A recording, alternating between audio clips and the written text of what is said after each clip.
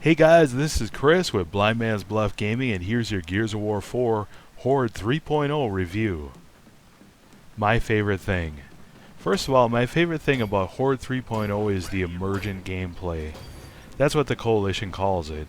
The idea is that the game is going to make you move around and change tactics versus hunkering down in your base for 50 waves, which honestly gets a little old. Another thing I really like is that the class level system.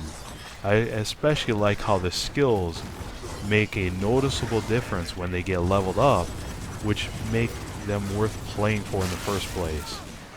Another thing I like is I'm really enjoying the different classes, and each class has its different ways you can play with them.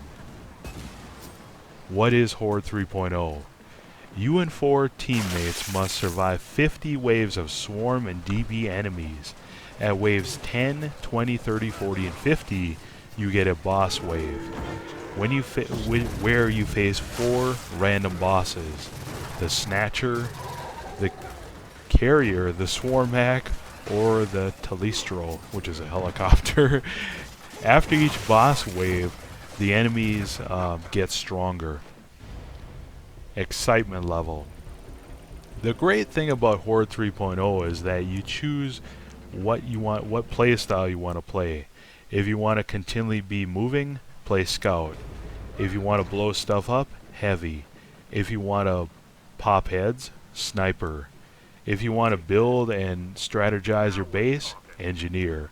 If you want the campaign feel, play Soldier. Now, all that said, you still can get in situations where you have to fall back and bunker down in your base for a couple of waves. This is where the Engineer is critical. This happens more and more towards the end of the game. Controls. The controls are tight and smooth. Graphics. Because this is Gears 4 multiplayer, Horde mode runs at 1080p 60 FPS and looks and feels awesome. Sound. Most of the sound is really good, but some of the directional sound could be improved. Some of the footsteps. Is this game mode repetitive? For the most part, it stays fresh. Now, is this a game mode I could play personally all day long every day? No, but I really enjoy playing a couple games a night. Replayability. Gears of War 4 Horde 3.0 has 5 different classes, up to 5 skills you can equip per class, 10 to 16 skills to choose from for each class, and 10 maps to play on at launch, 24 are planned. Game time. I personally have about 39 hours in and expect to put in a lot more.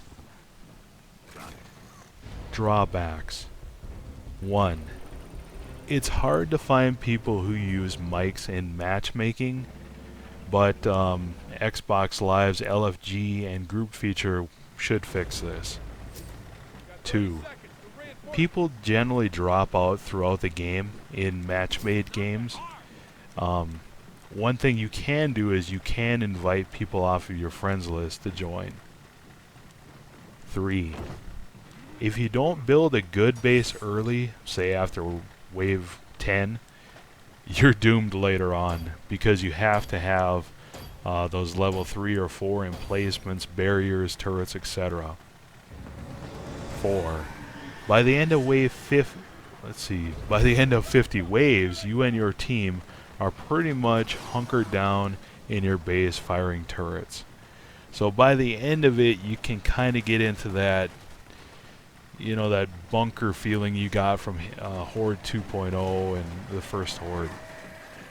Now, pro tips for Horde 3.0. 1. Now these are also tips I gave in my Gears of War 4 review, and I also gave some of them in my Horde 3.0 tips and tricks video. I'm actually going to be I'm planning a volume 2 of that for more tips and more stuff I'm learning from other people as I'm playing here. Anyways, tip 1 for beginners. Just to get your feet wet, use the Soldier. The soldier is a standard gear that will feel familiar, especially if you played the campaign. 2. Find where the enemies spawn and ambush them. Plant grenades if you have them. 3. Let your scout pick up power. They get double power during the combat. Tip for that: call out the last few enemies and leave them alive so the scout can get as much power as possible. 4. Build throughout the game to level up your fabricator.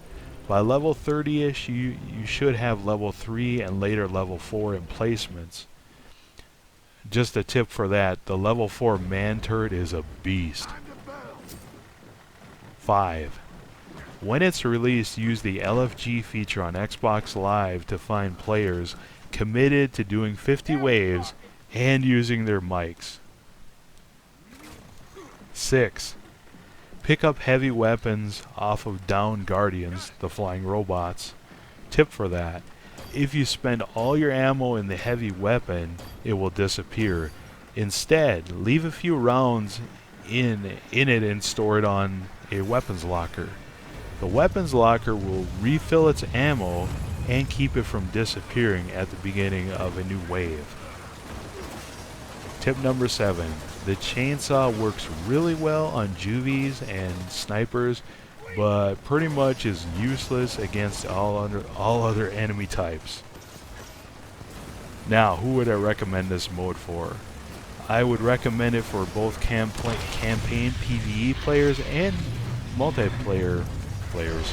I think this mode is a lot of fun. Again, I'm gonna say I would kind of compare it to Destiny, the Strike playlist. I mean, the Strike playlist is fun, but it's not something you could play every day for 10 hours and, it not get stale. So I think this game mode is a dramatic improvement over the previous ones. Okay, now I'm going to give this a 9.0 out of 10. Horde 3.0 is like Gears of War 4 in that the Coalition has done an excellent job refreshing the mode and adding new ideas that feel like they belong. I would say jump in, guys.